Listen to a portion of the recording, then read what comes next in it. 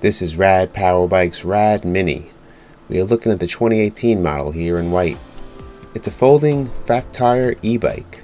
This is my second e-bike from Rad Power Bikes. I also own a 2018 Rad Rover. I wanted this bike for a few reasons. The ability to fold opens up new options for where I can take the bike, as now I can just throw it in a car or on a train. The electric motor powers me through my adventure. I won't be concerned of distance and how many hills I may encounter.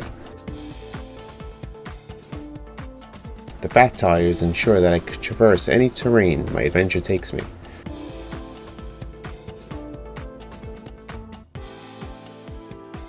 The whole combination makes it quite a powerhouse. The first question you're going to have to ask yourself is, do you need the folding capability? Because if not, you may want to look elsewhere. The Mini ain't so mini. I thought the bike would be much smaller, but it is big.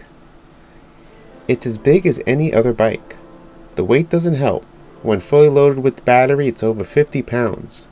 The biggest surprise is the frame height still comes up high, and getting your leg over is only slightly easier than a bike like the Rad Rover. If you're generally someone who needs a step through, this may not be a good option. But once you're on it, it doesn't feel big. And if I need to step into the center of the bike, I'm not as concerned with the clearance. My wife is 5'3", the Rover is too big for her, but this bike fits her well. When I'm off the bike, moving it around the garage is overall easy to handle, given its weight. Maybe it's the integrated painted rack on the back that gives me a good grip, but compared to a full-size fat tire bike like the Rover that shares the same weight, the Mini is just more manageable. It makes me think I can carry it up a set of stairs, but I'm not sure if I would want to. I had two primary reasons for a folding bike. The biggest was the ability to put it in a vehicle without the need of a rack on the car. The seat and battery easily pop off, which make it a lot more manageable. In fact, the seat will likely have to be moved to get the battery off. This bike fits in the back of my sports coupe. For reference, I'm placing the bike in the back of a BMW 4 Series Grand Coupe with the seats down. The headroom in the back is low, and I have no issue putting the Mini in there.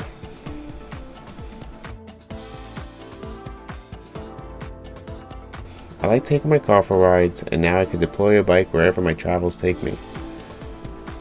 This is where the Mini lives up to its name. It folds small.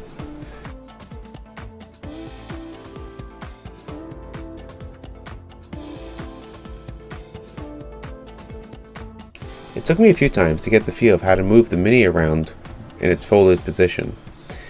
It is heavy, and you don't want to bang it up against your car.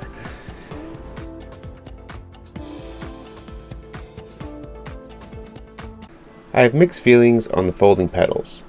They don't seem to fold much, and they feel small on the foot. They also have a bump in them, which I sometimes feel when using thinner soled shoes. And they creak. I guess that's due to their folding nature. Going from folding to unfolding is easy, and I feel I could deploy the bike out of a vehicle with little time or issue. One thing to note is that the bike wants to be folded and stored upright. You can technically lay it on the non-derailleur side, but it feels a bit odd. The second big reason for wanting a folding bike is the ability to take it on the train. Most public rail systems will allow a folding bike. I could technically take the Mini from my house to the train station, into Manhattan, and drive the Mini to work. I don't really have the need to do all that, but having the ability to easily bring the Mini into Manhattan is a nice option. The last reason I wanted the Mini may be a more personal reason, but I see many following this model, so I'll mention it here. I have a Rad Rover. I can't stop riding it. My wife enjoys bike riding as well. The Rover is just too big for her. She has yet to even try it. So the Mini is also for my wife to ride.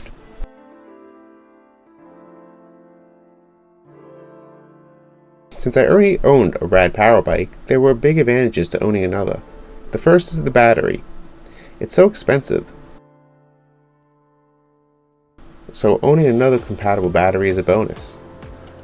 I also now have another charger, and all the components on the bike are the same, which makes maintaining both bikes easier.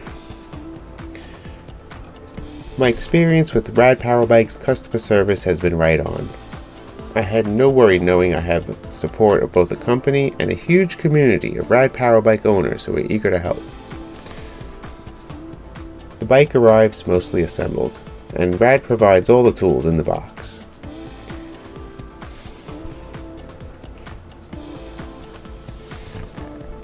I thought the bike would feel small and odd when riding, but not at all. I don't feel like I'm on a folding bike with small tires.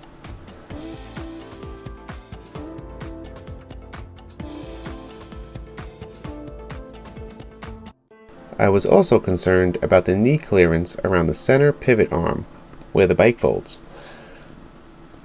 But I have had zero issue with this. I have not felt any aspect of the folding bike come into play. I do feel the impact of smaller wheels. The bike doesn't coast as well, slows down more quickly, and all around is less stable, especially at low speeds. The bike will quickly jump when the motor engages. I had purchased the Mini thinking it would be easier to ride than something as big as the Rover, but it actually may be a little more technical. The largest issue comes with the small wheels and low speeds. Without the large tires to keep centripetal force going, you'll have to balance a bit more. This makes the Mini a little less nimble if you're not very experienced. The wheel will turn faster than a full-size bike, which increases the chances of oversteering and jackknifing yourself. Even now, I'm still a little nervous taking one hand off the steering wheel, as I feel just the length of the handlebar stems, the shortness of the wheels. It creates a little bit of a combination that if you're not used to riding a bike of that style, you should take it easy and get used to it. The Mini wants to go. Get on it, twist the throttle, and feel the motor kick in. You may even burn some rubber if you're not seated right. Fat tires go over everything in its path, which gives confidence to the ride, and gives little question that you could take it about anywhere. I debate if the front shock is needed, or if it's just adding weight. The standard rear painted rack is a nice option. It looks removable, but I haven't tried it. So how does it do in the sand? If the sand has any structure, the fat tires will grab hold. You will likely need to air down to about 10 pounds if you are riding along the coast. If you're looking to traverse soft, fluffy sand, it's probably not going to happen.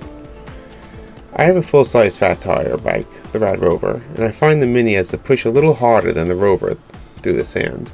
I contribute this to the small tires.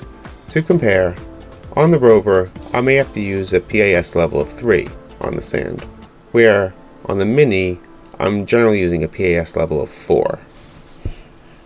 And that gives me the same resistance and feel as the Rover one step down. Overall, the bike is a win. I've had numerous people try the bike, and they always return with a big smile on their faces. The overall feedback is more fun than expected. If you're looking for a folding fat tire bike, you're not going to go wrong here. If you're looking for a smaller frame e-bike but don't need the folding, then you should probably look elsewhere.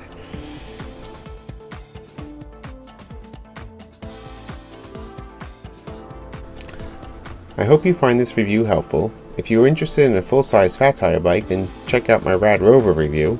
Also check out my videos on how these bikes perform on the sand, what accessories I have outfitted, what car rack I use, and what adventures I'm going on.